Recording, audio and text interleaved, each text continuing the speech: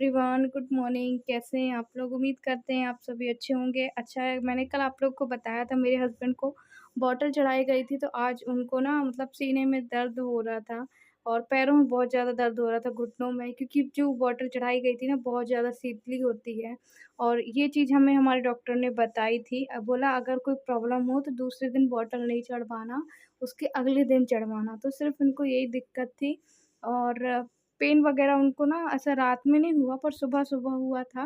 तो ये चीज़ हमें मालूम थी, तो ज़्यादा टेंशन की बात नहीं है। तो मैंने कहा ठीक है, और लगातार 3 दिन चढ़नी थी। तो ऐसे ही कहा है कि बहुत सारे लोगों को घबराहट होती है, बेचैनी होती है, बहुत सारी प्रॉब्लम होती है। सूट करने के ऊपर है, और इनको ना दाने-दाने निकल गए हैं, ऐसे कान के पीछे, ऐसे शरीर में। तो शायद उसी का होगा, बट वो एंटीबायोटिक है, एकदम तेज़ पावर वाली है ना, तो इस वजह से। और यहाँ पे करीब सुबह-सुबह का ही टाइम, सुबह मतलब वही 11-12 बज रहे थे। तो मुझे पूजा-पाठ तो ऐसे करनी नहीं थी, पर हाँ, दूर से ज़रूर पैर पड़ लेती हूँ। अब यहाँ पे मैं खाना बनाने जा रही हूँ, तो खाने में अब ऐसे तो मैं रोज़ गर्म पानी से सब्जियाँ वग़ैरह धुलती थी, जब भी मैं खाना-पीना बना रही थी। पर अभी क्या है, कुछ दिन से इसीलिए ना फिर मैं कहीं नहीं जा पाती हूँ ना इनको छोड़ के।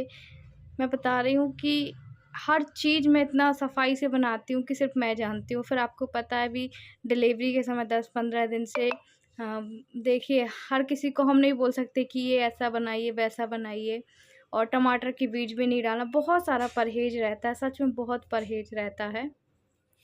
कभी-कभी तो मैं खुद चकरा जाती हूँ। और अभी थोड़ा-सा ना खड़े होने में मुझे खुद को ऐसा तो नहीं लगता है, पर खड़े होने में ना मेरे पैर बहुत दुखने लगते, घुटने बहुत ज़्यादा पेन करते हैं, क्योंकि अभी आप भी बोल रहे थे और मुझे अब फ़ील होता है कि हाँ, अभी मेरा कमज़ोर शरीर है। क्योंकि सच में डिलीवरी के बाद ना एक माँ का नया जन्म होता है, और ये हकीकत बात है, क्योंकि नन्ही सी जान को जन्म देना, वो भी नॉर्मल डिलीवरी से, आसान नहीं होता है। वो दर्द जब सोचते हैं ना नॉर्मल डिलीवरी का, तो वैसे भी हाँ, हाँ, सच में बहुत ज़्यादा डर लगता है। और यहाँ पे फिर उसके बाद बस मैंने करेले में छौंक लगा दिया था, करेले की सब्ज़ी बनाई थी, 3-4 पानी से, गर्म पानी से धुली थी, और आटा वग़ैरह पीस के आ गया था। और मैंने इस बार पता है क्या किया था, जो आस-पड़ोस में बच्चे रहते हैं ना, तो उनसे पिसवा लिए, तो उनको कुछ एक्स्ट्रा पैसे दे देते हैं, तो वो जाके पिसवा लेते हैं। तो अब हम बनाएँगे रोटियाँ। और अभी इस टाइम बाबू सो रहा था, तो वैसे भी हस्बैंड लेटे रहते हैं पास में, तो अभी ऐसा कुछ है नहीं, टेंशन नहीं है। हाँ, जब अकेली रहती हूँ तब थोड़ा-सा टेंशन बढ़ जाता है। तो ये हमारे करेले फ्राई हो गए, और ये देखिए कितना ज़्यादा जल गई थी मैं, तो इसमें ना एकदम फुग्गा टाइप का फूल गया था, तो अब ये फूट गया है। तो बहुत ज़्यादा ऐसे आँच लग रही थी, तो तपन लग रही थी।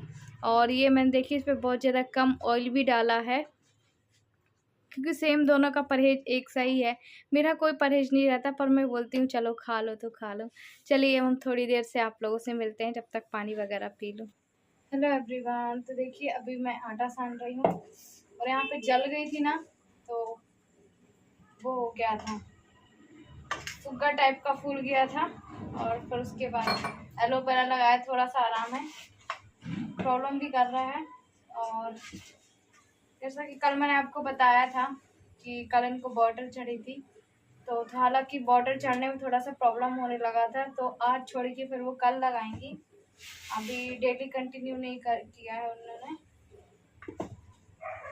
इसके बाद फिर मुझे एक वीडियो और शूट करना है, तो सोच रही हूँ फटाफट काम कर लूँ, उसके बाद करूँ, वरना फिर वो चीज़ दिमाग से निकल जाएगी, क्योंकि अभी टाइम मैनेज करना बहुत मुश्किल हो रहा है। अभी बाबू को दोबारा सुलाई हूँ मैंने।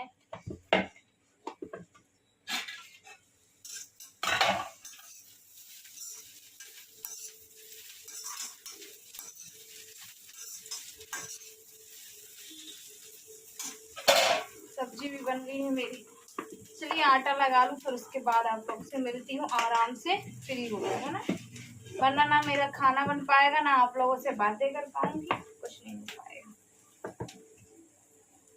मैं सुला रही थी, सुला के इसको गई थी, पर इतना ज़्यादा डर रहा था, तो फिर ये गोदी में लेकर बैठे हुए हैं अकेले, ऐसे ऐसे ऐसे ऐसे हाथ कर, बहुत ज़्यादा डरता है हालांकि। तो उसको भी दोबारा से सुला रहे, बोले आरती खाना बना ले बार बार, क्योंकि एक तो तेल मसाले भरे हाथ रहते हैं ना, फिर बार बार हाथ धुलो ठंडे पानी से, एक्चुअली सब्ज़ी बना रही हूँ तो कहीं इसको कुछ ना लगे, तो हालाँकि उनके पास आराम से सो जाएगा वो। मैं आप लोगों से नेक्स्ट डे के मॉर्निंग में मिल रही हूँ और अभी करीब 9 बज का ही टाइम हो रहा होगा, 9-10 बजे का। नाश्ता पानी इन लोग को करा दिया है और ये जो आप लोगों को दिखाया ना बेड, मैंने इसमें मैंने आपको बताया था फोल्डिंग वाले मेरे पास वो वाले गद्दे हैं, वो क्या बोलते हैं कि फ़ोम वाले गद्दे रहते हैं ना, तो वो गद्दे के जो टुकड़े-टुकड़े तो थे ही, तो मैंने सोफ़े के ऊपर बिछा दिए। कभी आपको दिखाऊँगी सोफ़े के ऊपर मैंने कम से कम नहीं डाले हैं तो 4-5 जोड़ी चद्दर डाले हैं, तब जाके वो लेवल में आया है। हालाँकि अब इतना अभी समझ में नहीं आ रहा है कि हमारे पास सोफ़ा बिछा है कि क्या बिछा है। पर हाँ, ठीक है, चारों जन इस पर आ जाते हैं। देव सोफ़े में लेट जाता है और फिर यहाँ पे हम तीनों जन आ जाते हैं। बाबू को ये बाहर लेकर गए थे क्योंकि मैं बिस्तर और झाड़ू वगैरह लगा रही थी, तो डस्ट वगैरह उड़ती, और ये सो चुका है, इसकी मालिश हो गई थी। अच्छा, आप लोग बोल रहे थे आरती जी मालिश का वीडियो आप अपलोड करिएगा। मैंने एक बार किया था, बस उसमें ना यूट्यूब ने रिमूव कर दिया था, तो शायद अब मैं करूँगी तो फिर रिमूव ना हो जाए, फिर मेहनत भी तो लगता है ना, और इस वजह से फिर मैं कोई रिस्क नहीं लेना चाहती, इसलिए मैं नहीं डाली। देखूँगी अगर हस्बैंड के चैनल पे डाल पाई तो डाल पाई, क्योंकि मेरा ये मेन चैनल है, मैं इससे कोई भी छेड़खानी नहीं करना चाहती और ना ही फिर मुझे इतना नॉलेज है ना किसी चीज़ का। और अच्छा, आप लोग ये भी बोल रहे थे कि आपके यहाँ मालिश का कितना लगता है, तो हमारे यहाँ मालिश का ना 50 रुपये लेती हैं। जैसे बाबू की दोनों टाइम कर रही ना, एक टाइम का 25 रुपये लेती हैं, शाम का 25 रुपये अलग से लेती हैं, तो यही है। और एक ने मुझे कमेंट करा था कि हमारे यहाँ तो 200 रुपये लेते हैं, तो आपके यहाँ मेरे ख्याल से हाई सोसाइटी होगी ना, इस वजह से हाई सोसाइटी में कम बहुत ज़्यादा पैसे लेते हैं। और जो हमारे यहाँ आती है ना, हमने उनको अपने मतलब उनको पता है, तो वो सिटी साइड जब जाती है ना तो वो उतना ही लेती हैं, हाँ, 4,000-5,000 रुपये। पर हाँ, हमारे यहाँ कॉलोनी में है वो, तो थोड़ा सा कम ही लेती हैं, और जिसका जो जैसा रहता है उस हिसाब से ही होता है ना। तो यहाँ पे बस हमारा बिस्तर भी हो चुका था, अब जाएंगे, अब देखेंगे क्या काम है। तो यहाँ पे बाबू को लेकर ही कपड़े घड़ी कर रही थी, क्योंकि अभी ना ये पता नहीं डर रहा है, ये देखिए ऐसे हाथ उठा उठा के ना सोते सोते डर जाता है।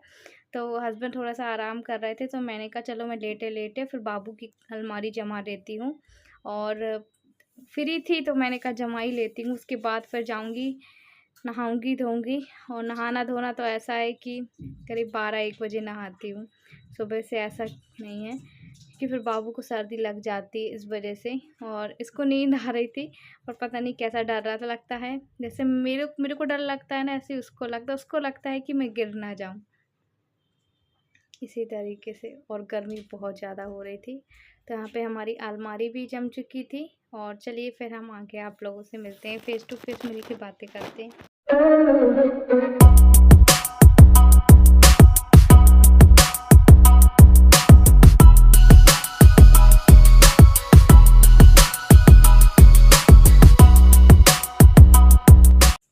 हालाँकि देव बहुत हद तक अब समझदार हो गया है। वो ज़िद नहीं करता किसी भी चीज़ को लेके कि मम्मा मुझे ये करो, वो करो, क्योंकि पता है अब बाबू को ज़्यादा टाइम देना है, और देखिए किस तरीके से सो रहा है। अच्छा, पर उसको मैं खाना ना बिठाल के खिलाती हूँ, उसको ये ना लगे कि मम्मी छोटे बाबू को देख रही है, दोनों को सेम जैसा ही देखती हूँ। और यहाँ पे पलंग पे बैठ के मैं खाना खा रही थी, हस्बैंड ने खा चुका था खाना, उनको दर्द वगैरह था, तो मैंने कहा तुम ज़्यादा से ज़्यादा आराम ही करो, फालतू मत बैठो। तो आज मैंने भजिया बनाई थी, एक्चुअली जो हमारे यहाँ आ रही थी ना वो करने मालिश, तो अभी इसको वैसी वाली पॉटी आ रही थी, तो उन्होंने बोला भजिया और कढ़ी बना के खा लेना तो अच्छी आने लगेगी। और मैंने कहा हाँ ठीक है। तो फिर यहाँ पे मैंने भजिया बनाई थी और कढ़ी बनाई थी, उसके साथ पूड़ी बनाई थी। तो यहाँ पे मैं भी खा रही थी, साथ में बाबू को भी खिला रही थी और अपने छोटे बाबू को फीड भी करा रही थी।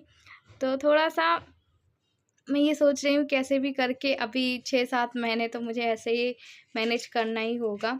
और यहाँ पे मुझे इतनी ज़ोरों की भूख लगी थी ना, एकदम से ऐसे नहीं लगती है पर एकदम से लगती, इतनी लगती कि कुछ भी मिल जाए। फिर मुझे सूखी रोटी भी मिल जाती है ना, जैसे सब्जी दाल ख़त्म हो जाती है ना, क्योंकि अब बहुत टाइम तक खाना खाती हूँ, मतलब 3-4 बार खा लेती हूँ, तो एकदम से लगती है तो फिर मैं सूखी रोटी खा लेती हूँ। तो अभी मैं आप लोगों से बता दूँ, अभी हम नेक्स्ट डे मिल रही हूँ।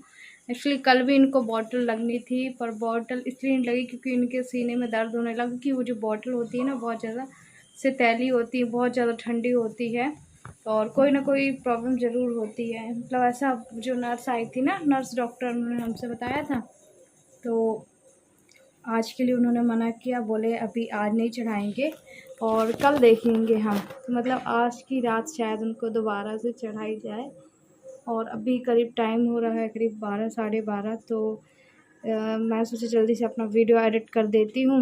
और अच्छा, कुछ लोग मुझसे ये बहुत सारे लोग मुझसे क्वेश्चन कर रहे हैं कि आरती ये सब कैसे हो गया। एक्चुअली कुछ लोगों को झूठ भी लग रहा है, और कल का मैं वीडियो नहीं डालती कि मेरे हस्बैंड को बॉटल चढ़ी, क्योंकि मुझे ये सब खुद अच्छा नहीं लगता। बहुत दिल में दर्द होता है जब उनको ऐसी तकलीफ़ें होती है।